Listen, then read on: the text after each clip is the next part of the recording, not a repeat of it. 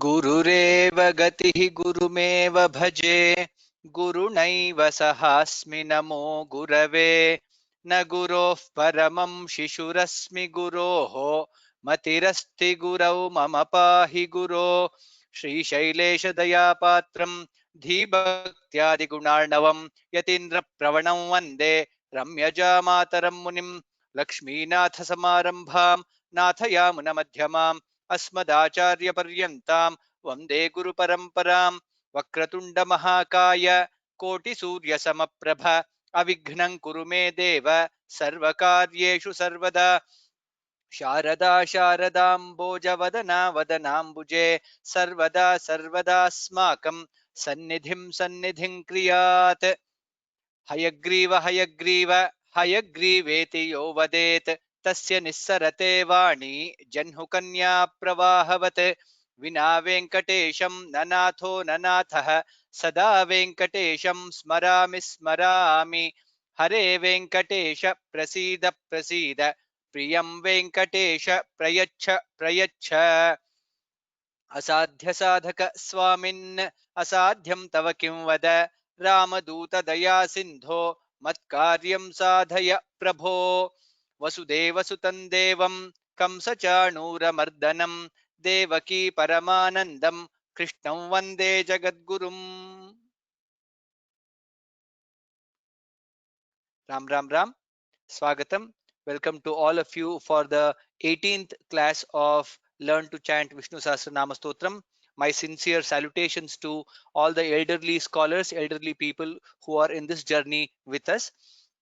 Also, thank you for all of you for joining today's session. This is just the general some of the questions that were coming. If you want to download the course material, please visit sanskritfromhome.in. You'll get all this course material in different languages. You can download that. If you have any doubts on the class, please email to yatirajan.vyoma@gmail.com. Dhanyavadah. With that, we will start the prarthana dhyana shlokas and the shlokas from 1 to 49, which we have learnt in our previous classes.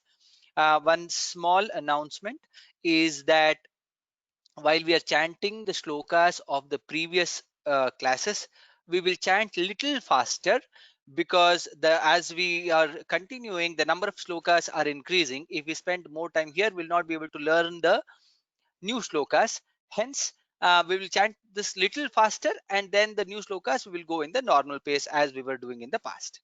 Dhanyavadaha. With that, we will start. Ishu. ॐ शुक्लाम्बरधरं विष्णुं शशिवर्णं चतुर्भुजं प्रसन्नवदनं ध्यायेत् सर्वविघ्नोपशान्तये नारायणं नमस्कृत्य नरं चैव नरोत्तमं देवीं सरस्वतीं व्यासं ततो जयमुदीरयेत् अथ ध्यानम् क्षीरोदन्वत्प्रदेशे शुचिमणिविलसत्सैकते मौक्तिकानां माला क्लृप्तासनस्थस्फटिकमणिनिभैर्मौक्तिकैर्मण्डिताङ्गः शुभ्रैरभ्रैरदभ्रैरुपरि विरचितैर्मुक्तपीयूषवर्षैः आनन्दीनः पुनीयादरिनलिनगदा शङ्खपाणिर्मुकुन्दः भूः पादौ यस्य नाभिर्व्यदसुरनिलश्चन्द्रसूर्यौ च नेत्रे कर्णाभाषाशिरोद्यौर्मुखमपि दहनो यस्य वास्तेयमब्धिः अन्तस्थं यस्य विश्वं सुरनरखगो भोगिगन्धर्वदैत्यैः चित्रं रम्यते तन्त्रिभुवनवपुषं विष्णुमीशं नमामि।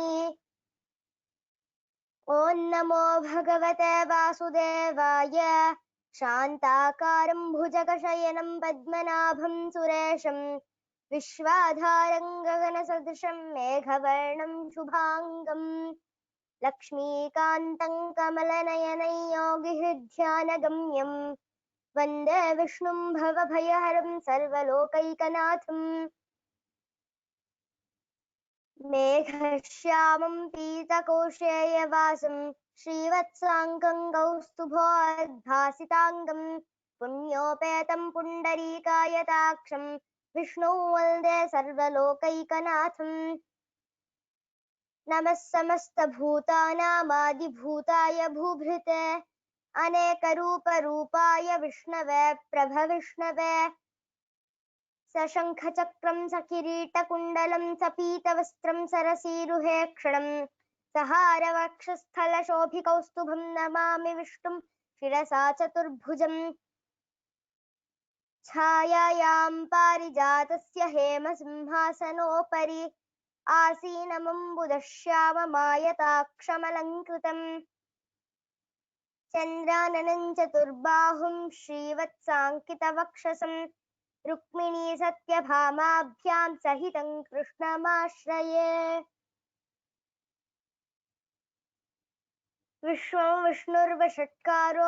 विष्णुर्वषट्कारः भूतभव्यभवत्प्रभुः भूतकृद्भूतकृद्भावः भूतात्मा भूतभावनः भूतात्मा परमात्मा च मुक्तानां परमागतिः अव्ययः पुरुषः साक्षी क्षेत्रज्ञोऽक्षर एव च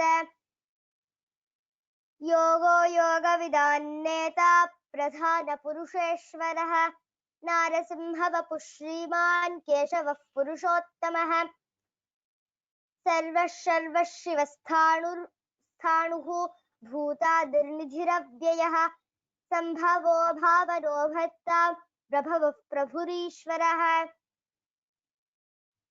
स्वयंभूः शम्भुरादित्यः पुष्कराक्षो महास्वनः अनादिनिधनो धाता विधाता धातुरुत्तमः अप्रमेयो हृषीकेशः पद्मनाभोऽमरप्रभुः विश्वकर्मा मनुस्पष्टा स्थविष्टस्थविरो ध्रुवः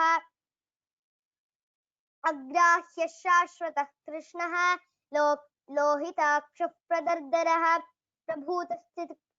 प्रभूतस्थितकुब्धाम पवित्रं मङ्गलं परम् ईशानः प्राणदः प्राणः ज्येष्ठः श्रेष्ठः प्रजापतिः हिरण्यगर्भो भूगर्भः माधवो मधुसूदनः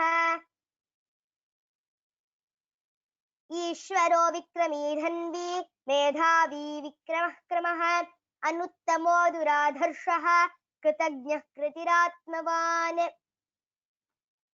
सुरेशः शरणं शर्म विश्वरेता प्रजाभवः अहः संवत्सरो व्यालः प्रत्ययः सर्वदर्शनः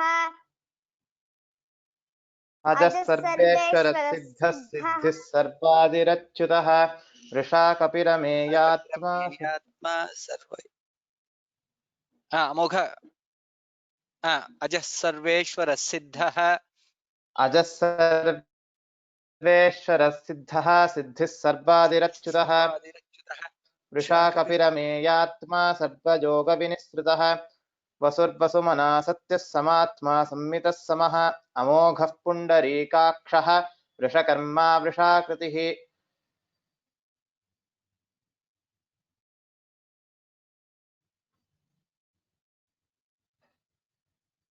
रुद्रो बहुशिरा बभ्रुः विश्वयोनिः शुचिश्रवाः अमृतः शाश्वतस्थाणुः वरारोहो महातपाः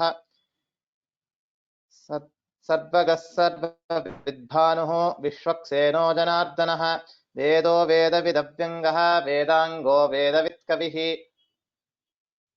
लोकाध्यक्षः सुराध्यक्षः धर्माध्यक्षः कृताकृतः चतुरात्मा चतुर्व्यूहः चतुर्दंष्ट्रश्चतुर्भुजः भ्राजिष्णुर्भोजनं भोक्ता सहिष्णुर्जगदादिजः अनघो विजयोजेता विश्वयोनिः पुनर्वसुः उपेन्द्रो वामनः प्रांशुः अमोघः शुचिरूर्जितः अतीन्द्रः सङ्ग्रहः सर्गः धृतात्मा नियमो यमः वेद्यो वैद्यः सदा जोगी वीरः माधवो मधुः अतीन्द्रियो महामाजः महोत्साहो महाबलः महाबुद्धिर्महावीर्यः महाशक्तिर्महाद्युतिः अनिर्देशो श्रीमान् अमेयात्मा महात्रिधृक् महेश्वासो महीभर्ता श्रीनिवासः सताङ्गतिः अनिरुद्धः सुरानन्दः गोविन्दो गोविदाम्पतिः मरीचिर्दमनोहंसः सुपर्णो भुजगोत्तमः हिरण्यनाभः सुतपाः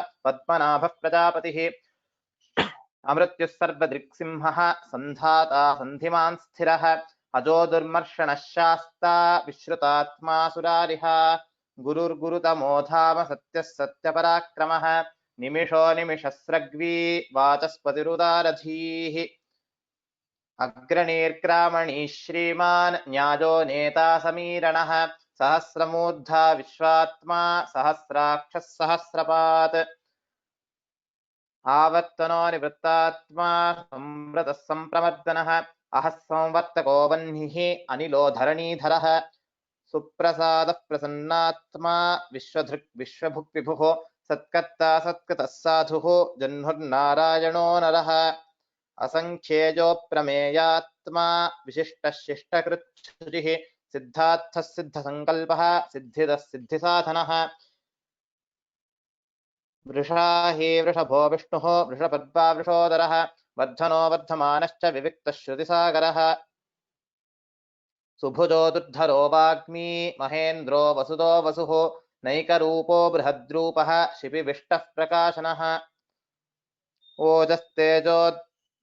ओजस्तेजोद्युतिधरः प्रकाशात्मा प्रतापनः ऋद्धस्पष्टाक्षरो मन्त्रः चन्द्रांशुर्भास्करद्युतिः अमृतांशूद्भवो भानुः शशबिन्दुः सुरेश्वरः औषधं जगतः सेतुः सत्यधर्मपराक्रमः भूतभव्यभवन्नाथः पवनः पावनो नलः कामः कामकृत्कान्तः कामः कामप्रदः प्रभुः युगादिकृत्युगावत्तः नैकमाजो महाशनः अदृश्योऽव्यक्तरूपश्च सहस्रजितनन्दजित् इष्टो विशिष्टः शिष्टेष्टः शिखण्डी नहुषो वृषः क्रोधः क्रोधकृत्कर्ता विश्वबाहुर्महीधरः अच्युतः प्रथितः प्राणः प्राणदो वासवानुजः अपान्निधिरधिष्ठानम् अप्रमत्तः प्रतिष्ठितः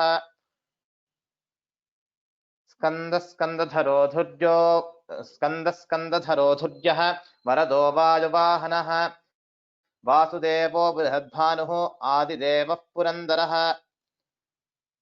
अशोकस्तारणस्तारः शूरः शौरिर्जनेश्वरः अनुकूलश्च तावत्तः पद्मी पद्मनिभेक्षणः पद्मनाभोरविन्दाक्षः पद्मगर्भः शरीरभृत् महर्धिर्वृद्धो वृद्धात्मा महाक्षो गरुडध्वजः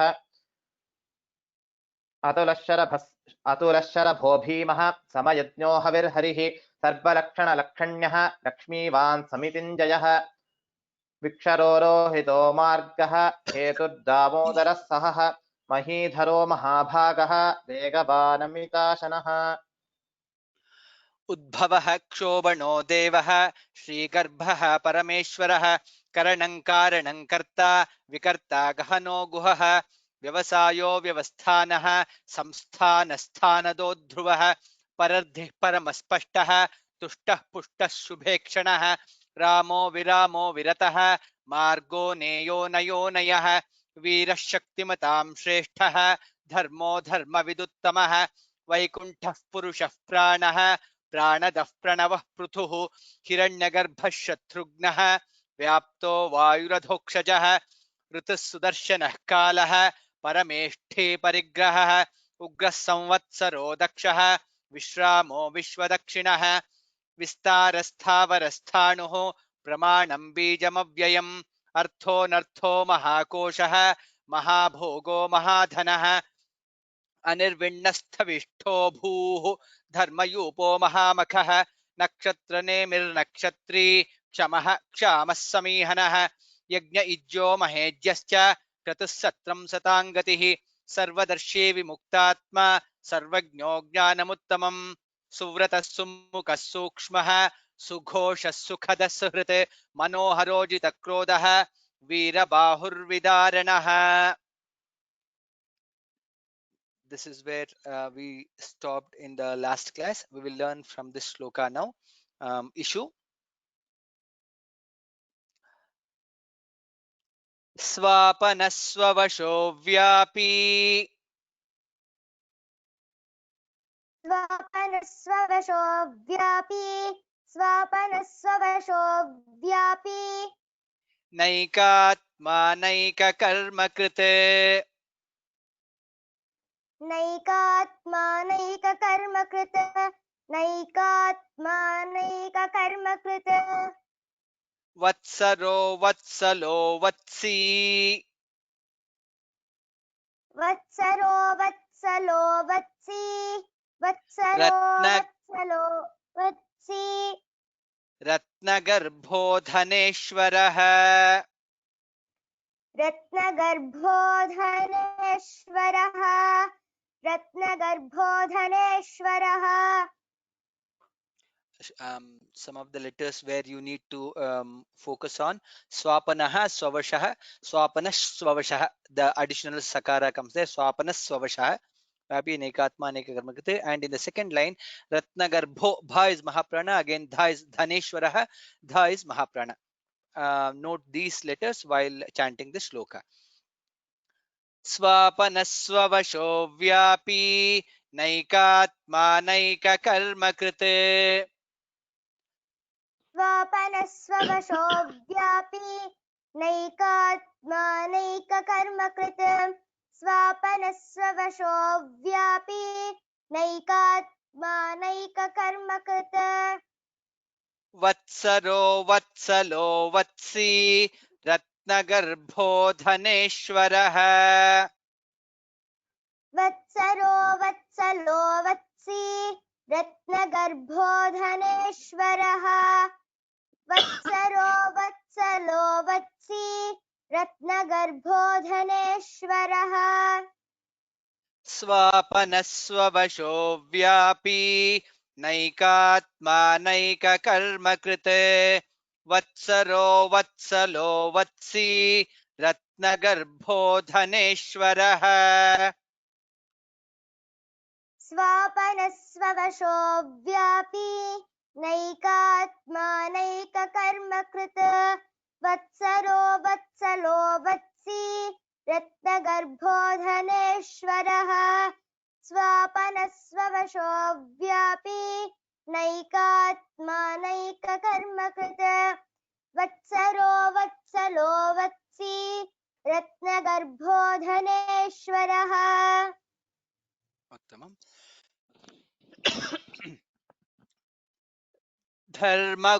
धर्मकृद्धर्मी धर्मकृद्धर्मी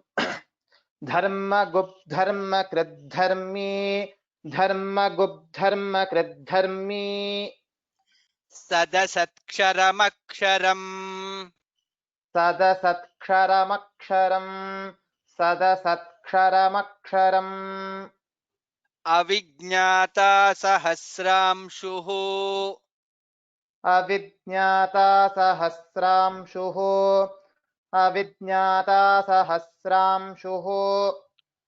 विधाता कृतलक्षणः विधाता कृतलक्षणः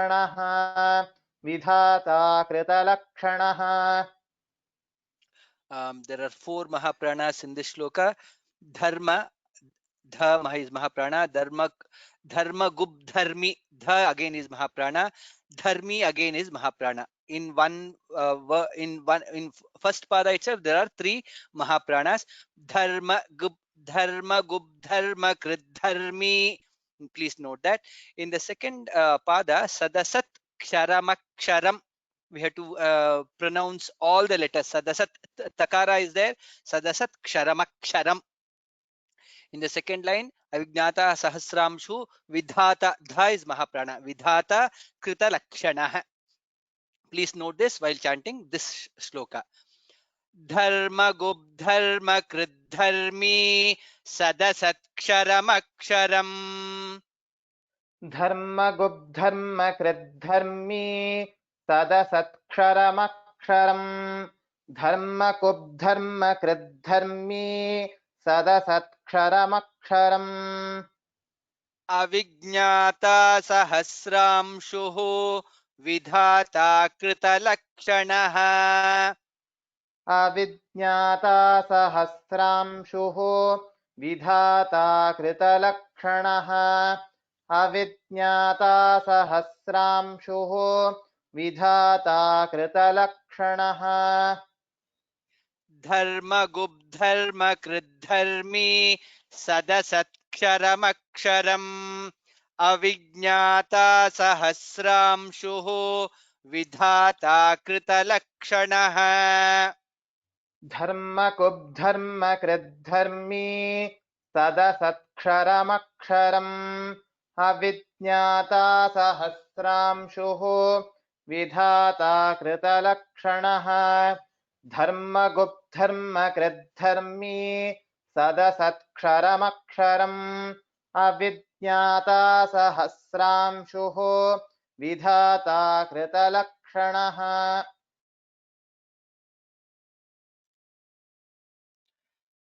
गभस्तिनेमिः सत्त्वस्थः गभस्तिनेमिः सत्त्वस्थः गभस्तिनेमिः सत्त्वस्थः सिंहो भूतमहेश्वरः सिंहो भूतमहेश्वरः सिंहो भूतमहेश्वरः आदिदेवो महादेवः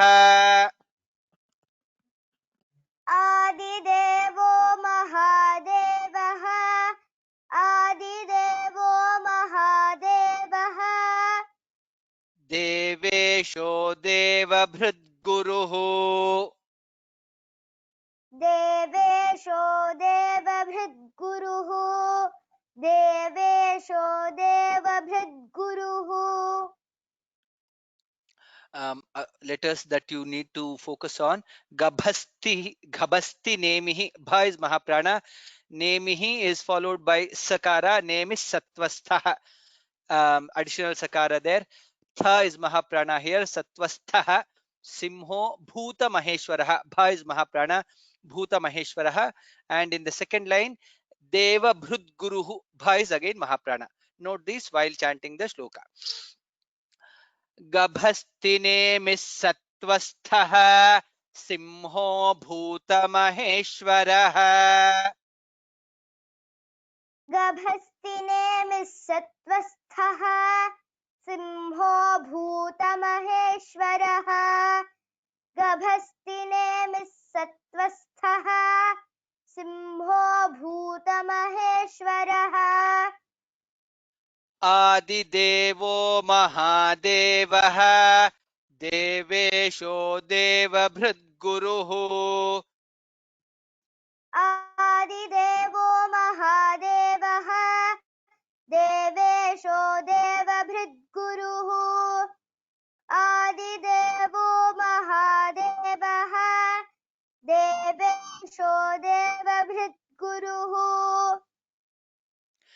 गभस्तिनेमिः सत्त्वस्थः सिंहो भूतमहेश्वरः आदिदेवो महादेवः देवेशो देवभृद्गुरुः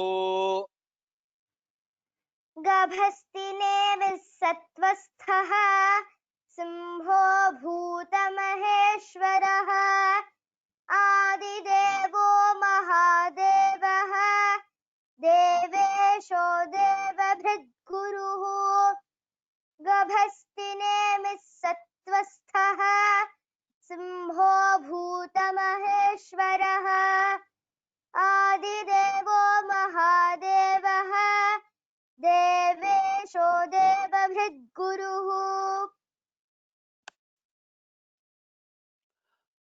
उत्तरो गोपतिर्गोप्ता उत्तरो गोपतिर्गोप्ता उत्तरो गोपतिर्गोप्ता ज्ञानगम्यः पुरातनः ज्ञानगम्यः पुरातनः ज्ञानगम्यः पुरातनः शरीरभूतभृद्भोक्ता शरीरभूतभृद्भोक्ता शरीरभूतभृद्भोक्ता कपीन्द्रो भूरिदक्षिणः कपीन्द्रो भूरिदक्षिणः कपीन्द्रो भूरिदक्षिणः Tamam. Let us to note in this shloka, Uttaro Gopatir Gopta, Pakara and ta, half pa and ta, both the letters are there. We have to pronounce both. Gopatir Gopta. Next, Jnanagamyaha Puratanaha, Jnanagamyah Puratanaha. In the second line, Sharira Bhuta, Bha is Mahaprana, Bhuta Bhrid Bhokta, Bhri is again Mahaprana, Bhrid Bhokta is also again one more Bha Bhokta, Bha is also Mahaprana. So in one pada there are again three Mahapranas. We have to pronounce all the three. Sharira Bhuta Bhrid Bhokta, all the three there. Kapindro Bhuri Dakshinaha, again one more Mahaprana. Bha is Mahaprana there. उत्तरो गोपतिर्गोप्ता ज्ञानगम्यः पुरातनः उत्तरो गोपतिर्गोप्ता ज्ञानगम्यः पुरातनः उत्तरो गोपतिर्गोप्ता ज्ञानगम्यः पुरातनः शरीरभूतभृद्भोक्ता कपीन्द्रो भूरिदक्षिणः शरीरभूतभृद्भोक्ता कपीन्द्रो भूरिदक्षिणः शरीरभूतभृद्भोक्ता कपीन्द्रो भूरिदक्षिणः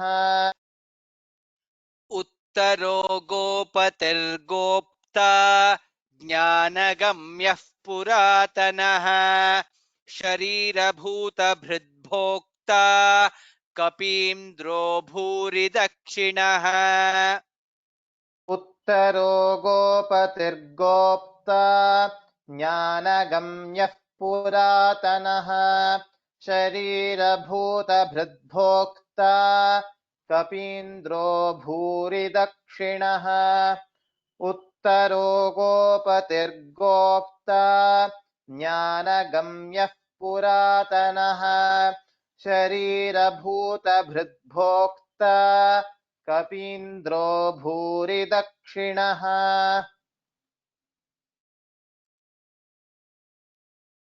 सोमपो मृतपः सोमः सोमपो मृतपः सोमः सोमपो मृतपः सोमः पुरुजित् पुरुषत्तमः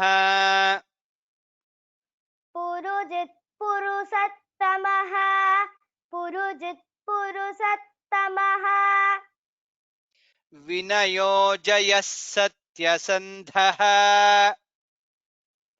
विनयो जयः सत्यसन्धः विनयो जयः सत्यसन्धः दाशार्हः सात्वतां पतिः दाशार्हः सात्वतां पतिः दाशार्हः सात्वतां पतिः Here in this shloka, let us to note Somapo Mrutapah, Somaha Mrutapas Somaha, additional sakara there. In the second line, Jayaha Satyasandaha, Vinayo Jayas Satyasandaha. Dha is Jaya after Visarga is followed by Sakara, therefore additional Sakara comes there. Jayas Satyasandaha, Dha is Mahaprana Satyasandaha, Dasharha Satvatam Patihi, Dasharha Satvatam Patihi. Note these. सोमपो मृतपः सोमः Purujit पुरुषत्तमः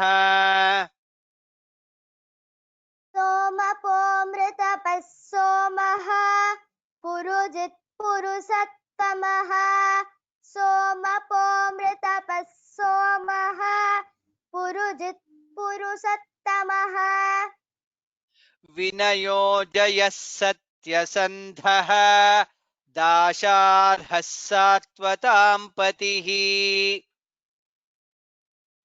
विनयो जयः सत्यसन्धः दाशार्हः सात्वतां पतिः सत्यसन्धः दाशार्हः सात्वतां पतिः सोमपोऽमृतपः सोमः पुरुजित्पुरुषत्तमः विनयो जयः सत्यसन्धः दाशार्हः सात्वतां पतिः सोमपोऽमृतपः सोमः पुरुजित्पुरुषत्तमः विनयो जयः सत्यसन्धः दाशार्हः सात्वतां पतिः सोमपोऽमृतपः सोमः पुरुजित्पुरुषत्तमः विनयो जयः सत्यसन्धः दाशार्हः सात्वतां पतिः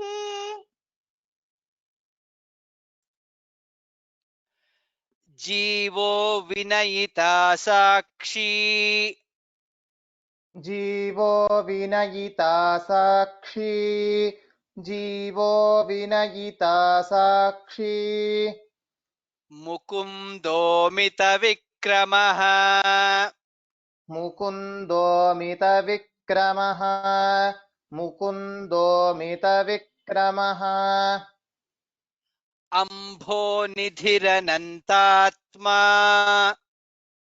अम्भोनिधिरनन्तात्मा अम्भोनिधिरनन्तात्मा महोदधिशयोऽन्तकः महोदधिशयोऽन्तकः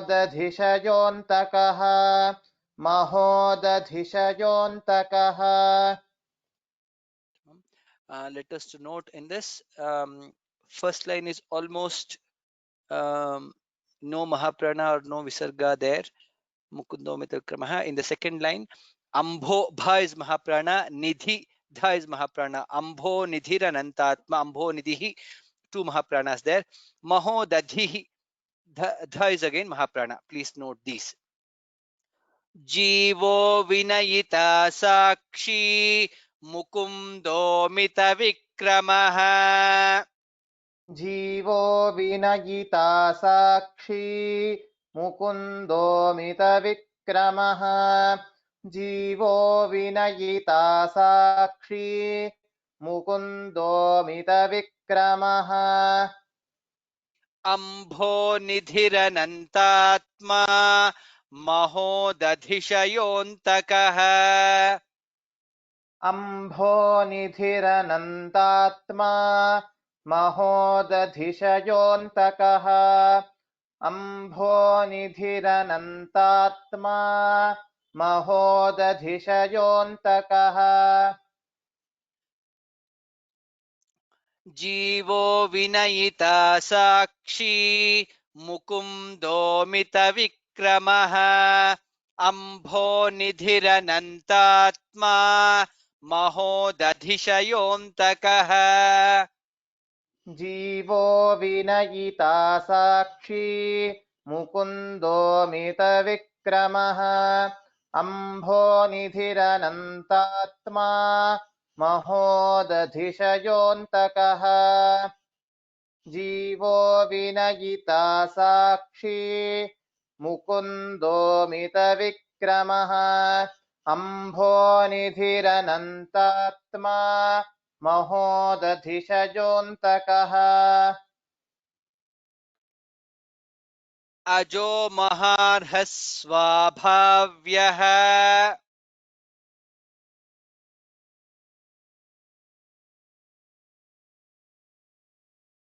अजो महार्हः स्वाभाव्यः अजो महार्हः स्वाभाव्यः जितामित्रः प्रमोदनः जितामित्रः प्रमोदनः जितामित्रः प्रमोदनः आनन्दो नन्दनो नन्दः आनन्दो नन्दनो नन्दः आनन्दो नन्दनो नन्दः सत्यधर्मा त्रिविक्रमः त्रिविक्रमः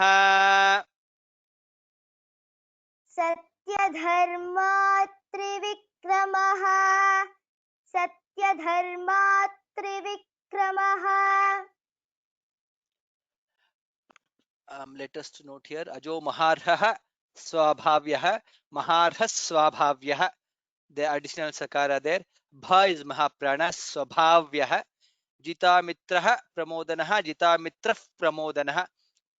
Since visarga is followed by pakara, jita mitrah pramodanah.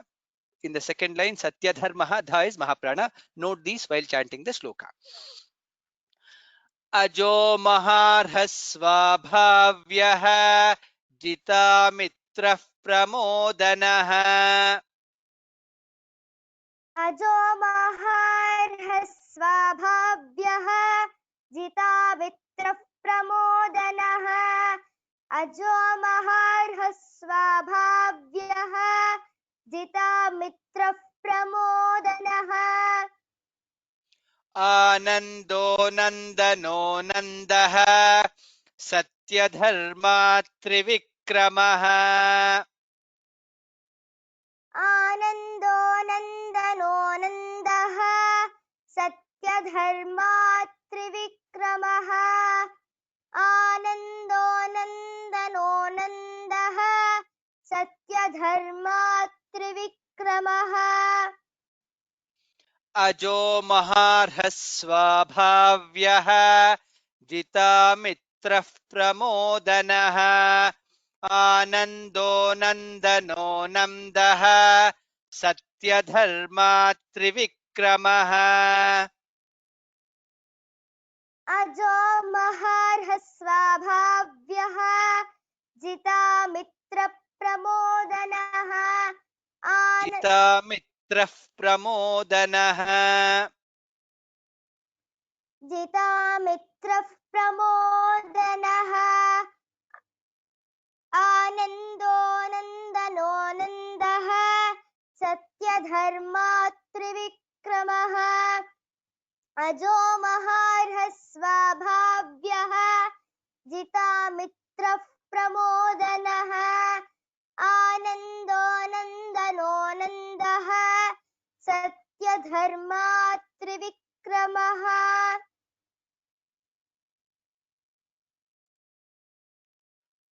महर्षिः कपिलाचार्यः महर्षिः कपिलाचार्यः महर्षिः कपिलाचार्यः कृतज्ञो मेदिनीपतिः कृतज्ञो मेदिनीपतिः कृतज्ञो मेदिनीपतिः त्रिपदस्त्रिदशाध्यक्षः त्रिपदस्त्रिदशाध्यक्षः त्रिपदस्त्रिदशाध्यक्षः महाशृङ्गः कृतान्तकृत् महाशृङ्गः कृतान्तकृत् महाशृङ्गः कृतान्तकृत् Let us to note in this shloka Maharshihi Kapilacharyah Maharshih Kapilacharyah. Then in the second line Tripadastri Dashadhyakshah dha half dha is Mahaprana there. Then Mahashringaha Kritantakriti Mahashringah Kritantakriti. Note these things while chanting this shloka. महर्षिः कपिलाचार्यः कृतज्ञो मेदिनीपतिः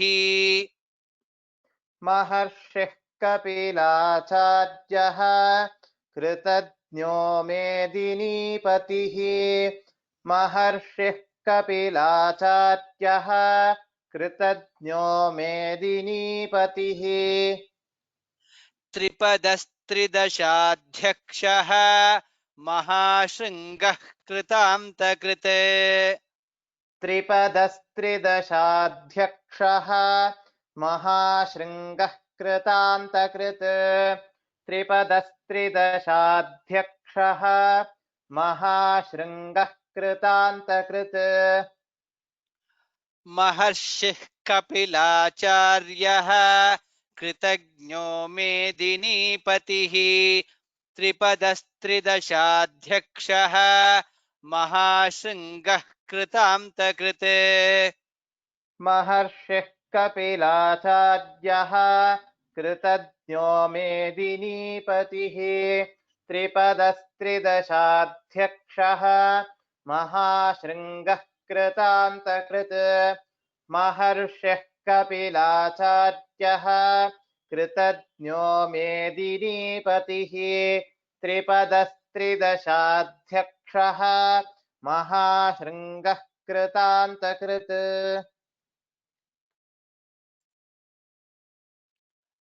महावराहो गोविन्दः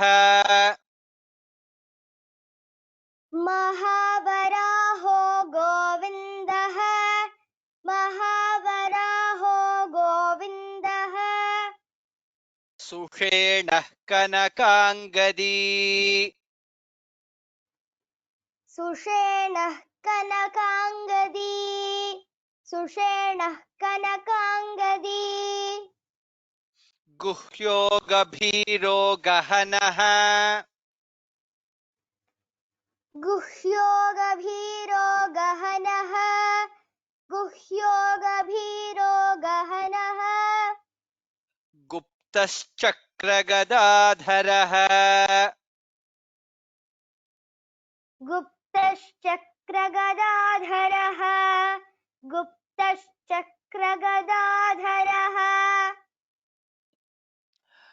in this shloka, the first line, Sushenah Kanakangadi, Sushenah Kanakangadi. Note that. In the second line, Guhyo Gabhiro, Bha is Mahaprana, Gahanah Gupta, Guptascha, Pa, Ta, Sha, Cha, all the four letters to be pronounced. Guptaschakra, Gadadharaha, Dha is Mahaprana. Please note this while chanting this shloka. महावराहो गोविन्दः सुषेणः कनकाङ्गदी महावराहो गोविन्दः सुषेणः कनकाङ्गदी महावराहो गोविन्दः सुषेणः कनकाङ्गदी गुह्यो गभीरो गहनः गुप्तश्चक्रगदाधरः गुह्यो गभीरो गहनः गुप्तश्चक्रगदाधरः गुह्यो गभीरो गहनः गुप्तश्चक्रगदाधरः महावराहो गोविन्दः सुषेणः कनकाङ्गदी गुह्यो गभीरो गहनः गुप्तश्चक्रगदाधरः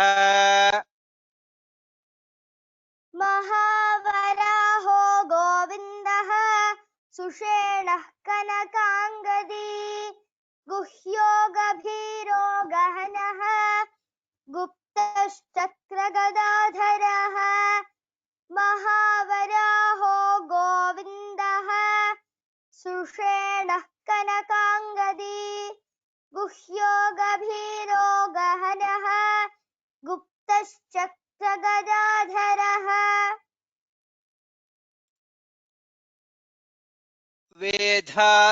वेधास्वाङ्गोजितः कृष्णः वेधास्वाङ्गोदितः कृष्णः वेधास्वाङ्गोदितः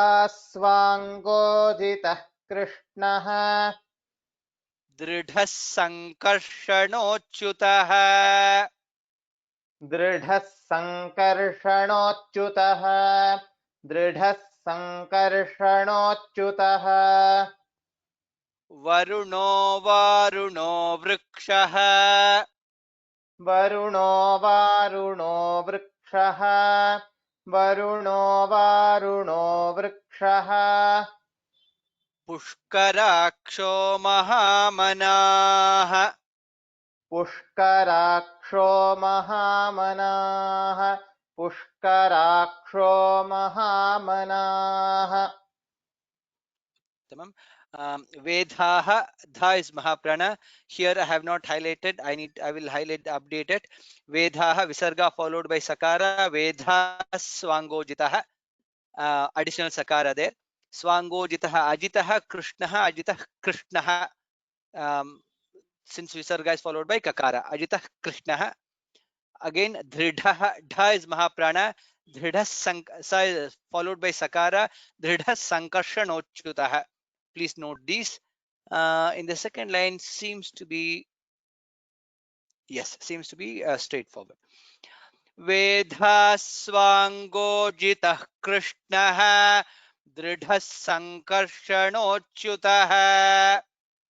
वेधास्वाङ्गोदितः कृष्णः दृढः सङ्कर्षणोच्युतः वेधास्वाङ्गोदितः कृष्णः दृढः सङ्कर्षणोच्युतः वरुणो वारुणो वृक्षः पुष्कराक्षो महामनाः. वरुणो वारुणो वृक्षः पुष्कराक्षो महामनाः वरुणो वारुणो वृक्षः पुष्कराक्षो महामनाः वेधास्वाङ्गोजितः कृष्णः दृढः सङ्कर्षणोच्युतः. वरुणो वारुणो वृक्षः पुष्कराक्षो महामनाः. वेधास्वाङ्गोदितः कृष्णः दृढः सङ्कर्षणोच्युतः वरुणो वारुणो वृक्षः पुष्कराक्षो महामनाः वेधास्वाङ्गोदितः कृष्णः दृढः सङ्कर्षणोच्युतः वरुणो वारुणो वृक्षः पुष्कराक्षो महामनाः. Now we will see all the 10 shlokas that we learnt today. We will chant it once again. Amogha, please do the Anucharanam after me. स्वापनस्ववशो व्यापी नैकात्मा नैककर्मकृते वत्सरो वत्सलो वत्सी रत्नगर्भो धनेश्वरः. स्वापनस्ववशोऽव्यापी नैकात्मा नैककर्मकृत् वत्सरो वत्सलो वत्सी रत्नगर्भो धनेश्वरः धर्मगुब्धर्मकृद्धर्मी सदसत्क्षरमक्षरम् अविज्ञाता सहस्रांशुः विधाता कृतलक्षणः. धर्मगुब्धर्मकृद्धर्मी सदसत्क्षरमक्षरम् अविज्ञाता सहस्रांशुः विधाता कृतलक्षणः गभस्तिनेमिः सत्त्वस्थः सिंहो भूतमहेश्वरः आदिदेवो महादेवः देवेशो देवभृद्गुरुः. गभस्तिनेमिः सत्त्वस्थः सिंहो भूतमहेश्वरः आदिदेवो महादेवः देवेशो देवभृद्गुरुः उत्तरो गोपतिर्गोप्ता ज्ञानगम्यः पुरातनः शरीरभूतभृद्भोक्ता कपीन्द्रो भूरि दक्षिणः.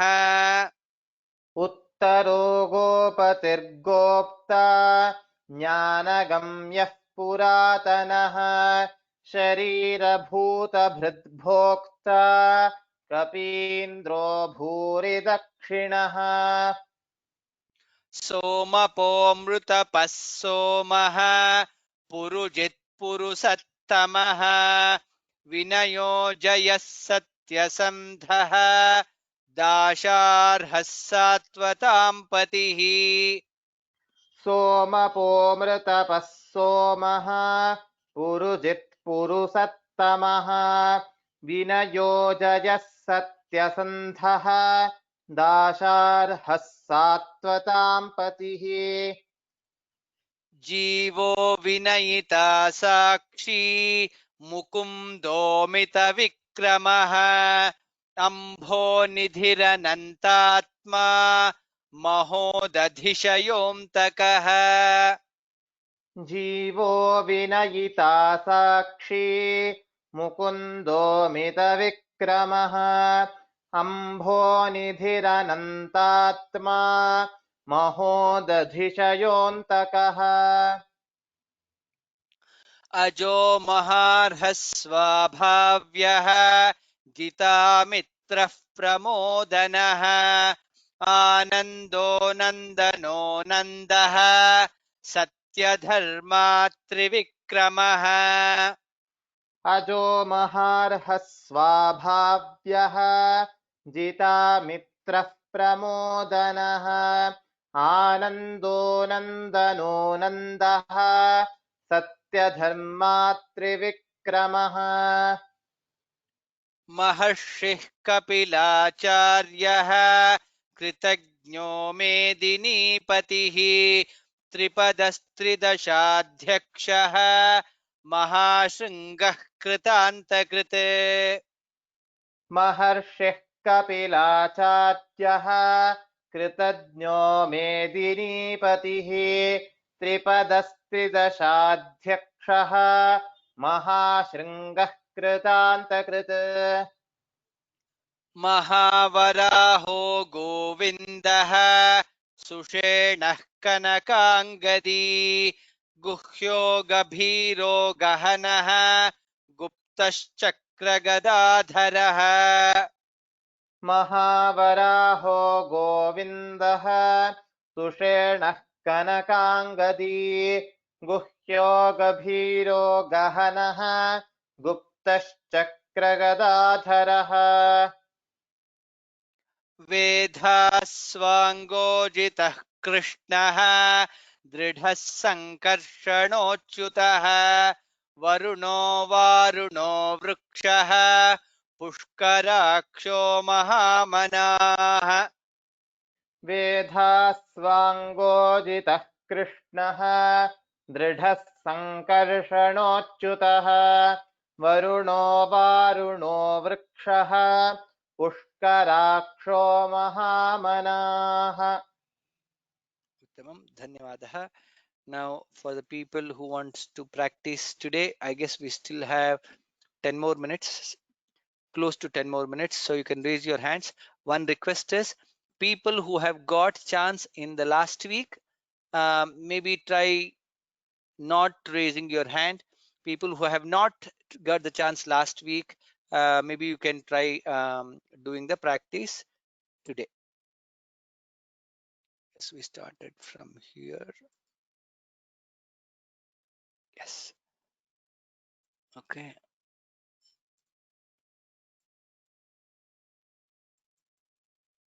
Okay, you can start raising. Oh,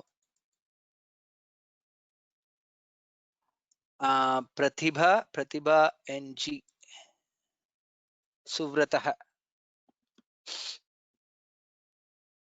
I guess it's self-muted. Yes. सुव्रतः सुमुखः सूक्ष्मः सुघोषः सुखदः सुहृत् मनोहरोजितक्रोधः वीरबाहुर्विदारणः Uttamam. Dhanyavadah. Jhansi.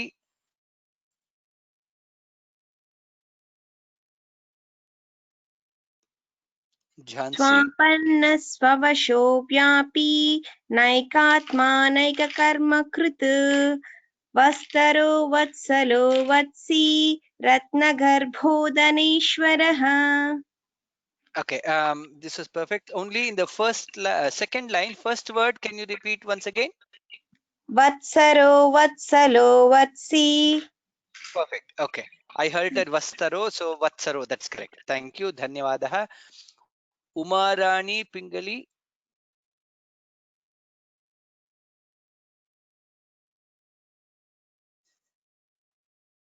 नमस्कारः नमस्कारः धर्मगुप्त धर्मकृत धर्मी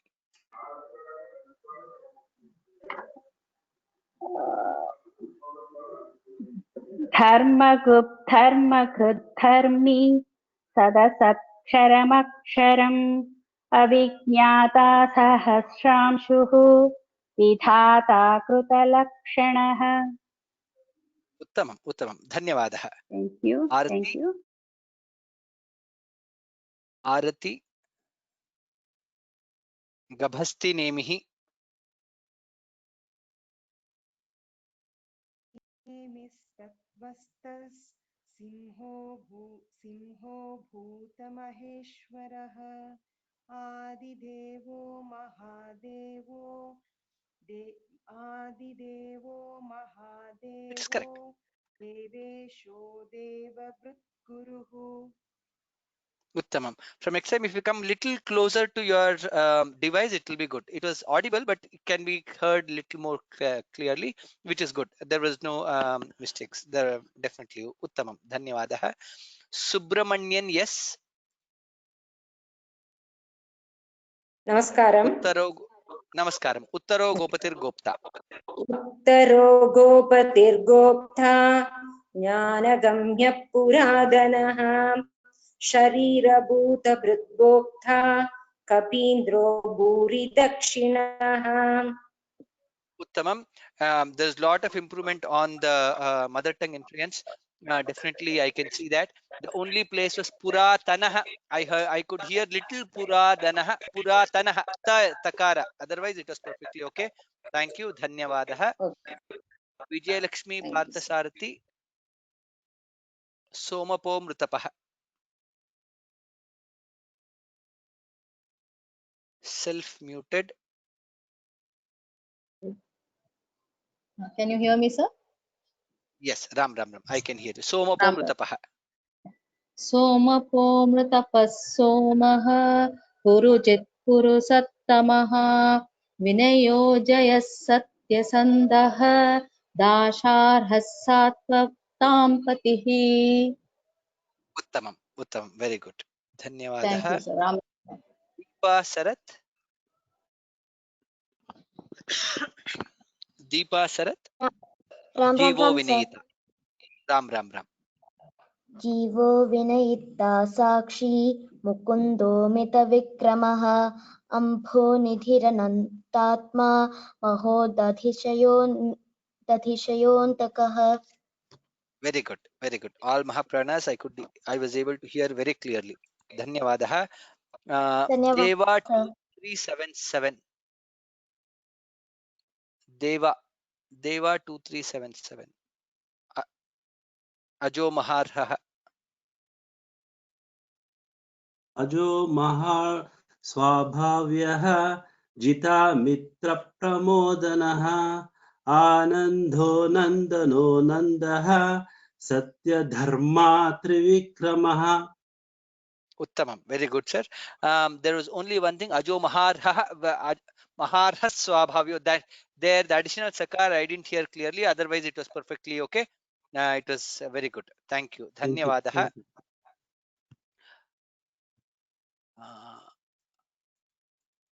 Chitra Tyagarajan. नमस्ते महोदय. Namaste. Maharshihi Kapilacharyah. Maharshi कपिलाचार्यः कृतज्ञो मेदिनीपतिः त्रिपदस्त्रिदशाध्यक्षः महाशृङ्गः कृतान्तकृत्. Uttamam. Adhyakshaha. Dha Mahaprana is little more stress will be good. Thank you. Okay. Dhanyavadaha. Ghanashyam.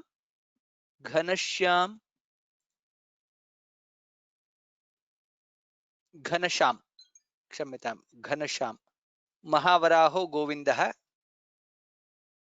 You're on self mute.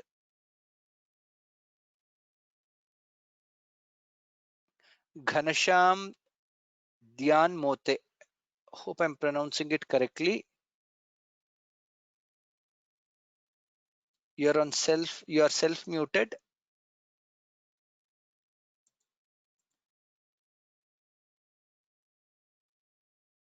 Okay, we'll try to come back to you Okay. again. I can hear you. Mahavaraho Govindah. You are muted again. Okay. Mahavaraho Govind. 1 minute.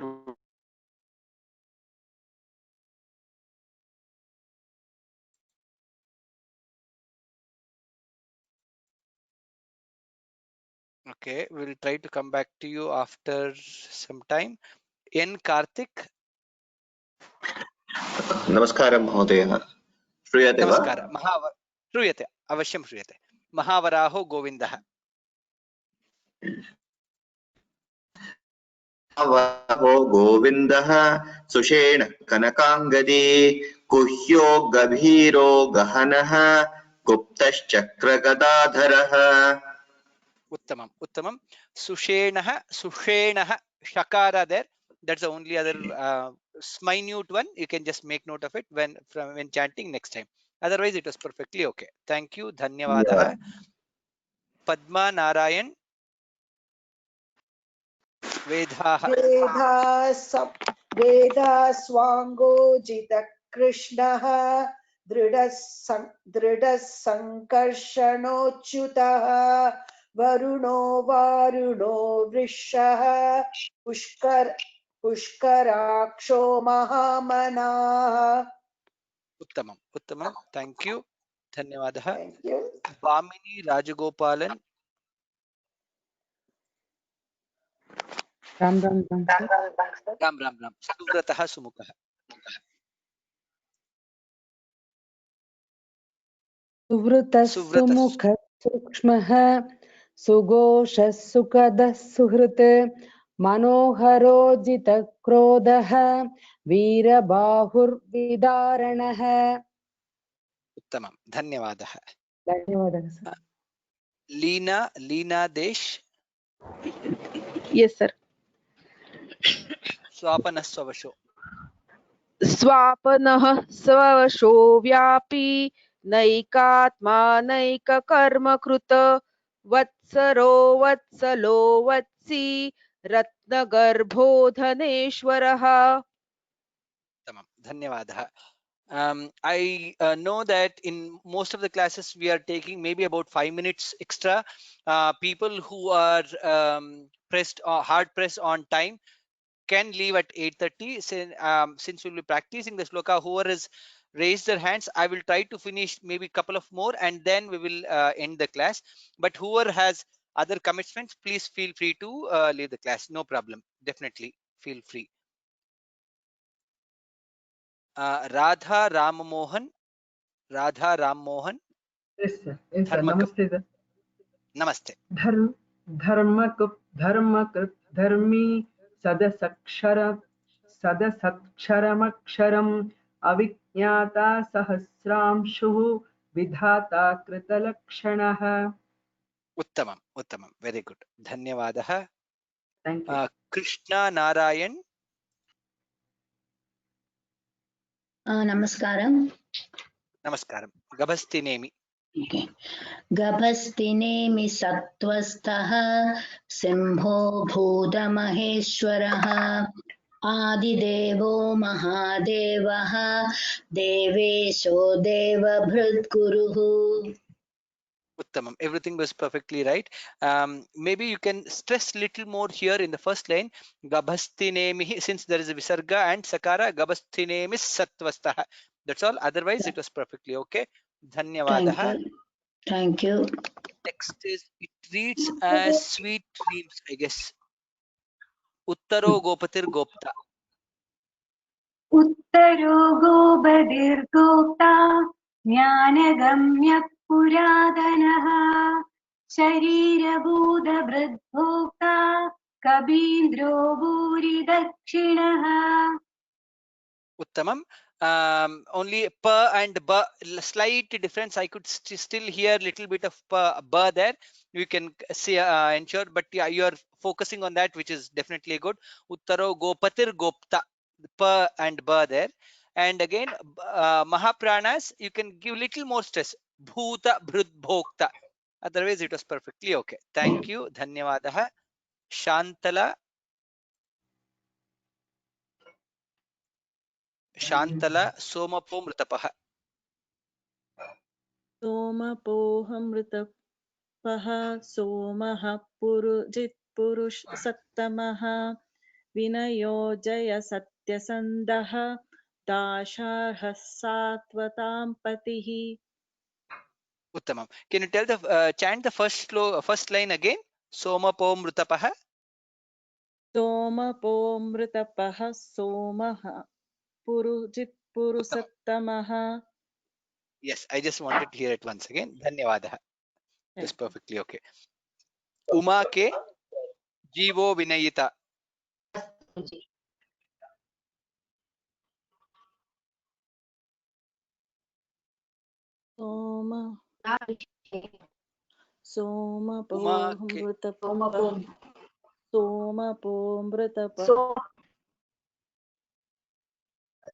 सोमपोऽमृतपत् सोमः दृश्यते जीवो विनयिता साक्षी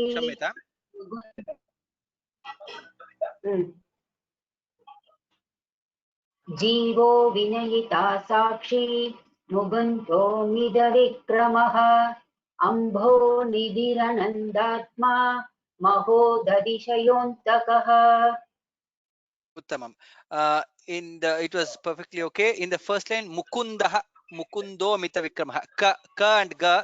I could hear it a little bit of ga, gakara there. Make it ga. And again, Adhira Nantatma, not the Nantatma. Little bit. Otherwise, that is just perfectly okay. Thank you. Dhanyavadaha. Rudresha.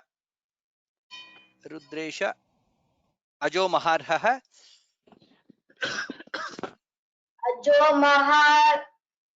अजो महार्ह स्वाभाव्यः जिता मित्र प्रबोधनः आनन्दनो नन्दनो नन्दः सत्यधर्मः त्रिविक्रमः. Uttamam, very good. I guess it is your son. He can also try definitely. He was also joining the letters and telling perfectly, which is perfectly good. No problem. He can take little more time. That's okay. Next time he can tell individually, which is good. Dhanyavadaha. Rameshwari Kale. Maharshihi Kapilacharyah. महर्षिः कपिलाचार्यः कृतज्ञो मेदिनीपतिः त्रिपदश्रीदशाध्यक्षः महाशृङ्गः कृतान्तकृत्. Uttamam. Dhanyavadaha. Anjana Devi. Mahavaraho. महावराहो गोविन्दः सुषेणः कनकाङ्गदी गुह्यो गभीरो गगनः गुप्तः शक्रगदाधरः. Uttamam. Here it is Guptascha. Chakara I didn't hear. Guptaschakra Gadadhara. Otherwise it was perfectly okay. Thank you. Dhanyavadaha. Vihan. Ram. Vedha. Ram. Vedha. Sir, I will tell the shlokas of the last week, sir. Last week, okay. Last week I will tell you. Can you say chant the shloka? Anirvinnaha. Anirvinnastha vishto bhuh dharma yupo nakshatra nakshatri shama sami. Uttamam. You have learned the last week shlokas very nicely. Uttamam. Very good. Which class are you in, Vihan? Sir, I'm in second standard. Second standard. Very good. Next week, learn this week shlokas also and come. Next week, I'll ask you once again. Okay. Thank you. Dhanyavadaha.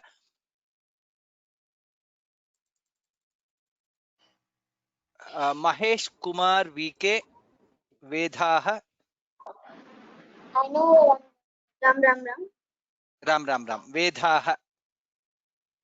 Vedaः स्वाङ्गोजितकृष्णः सिद्धः सङ्कर्षणोच्युतः वरुणो वारुणो वृक्षः पुष्कराक्षो महामनाः. Uttamam, Uttamam. Dhanyavadah. I know there are a lot more people who have raised your hands. Again, we will end the class today. You will get. I will try to give you chance in the next week. With that, we will end today's class. Thank you. Dhanyavadah. Sorry for two things. One, for people who have raised your hands and you didn't get the chance, and also we are late finishing the class by almost like 10-11 minutes late. Then Kshamitam for that. We'll try to finish as much as in time. Like always, the request is please chant the Vishnu Sahasranama Stotra every day. If you're not able to chant, please listen to Vishnu Sahasranama to remove the obstacle that has come to the whole world and to attain bliss. Dhanyavadah. Ram Ram Ram. We will meet in the next class. Ram Ram Ram.